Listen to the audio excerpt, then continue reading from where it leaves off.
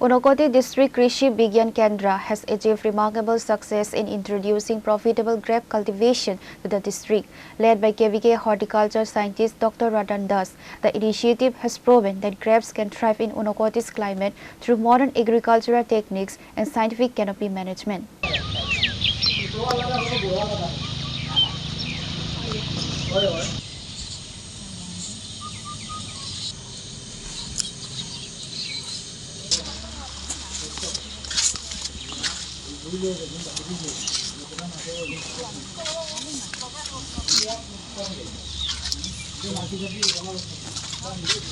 The pilot cultivation project is being jointly driven by the Unakoti KVK, the Indian Council of Agricultural Research and the National Research Center for Grapes, Pune, with critical financial backing with NABARD.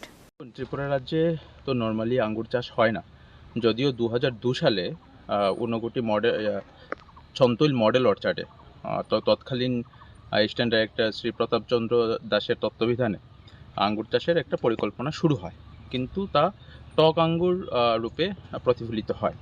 পরবর্তী সময়ে যখন ঊনকোটি কৃষি বিজ্ঞান কেন্দ্র আমরা initiative নেই 2024 সালে August মাস থেকে, তো আমরা ন্যাশনাল রিসার্চ সেন্টার ফর গ্র্যাপস পুনের সাথে কমিউনিকেট করে আমরা নর্মাল যেসব ভ্যারাইটি এখানে সুইটেবল হবে তার মধ্যে থেকে আমরা ভ্যারাইটি সিলেক্ট করি, সেই জাতগুলো আমরা ত্রিপুরা রাজ্যে নিয়ে আসি।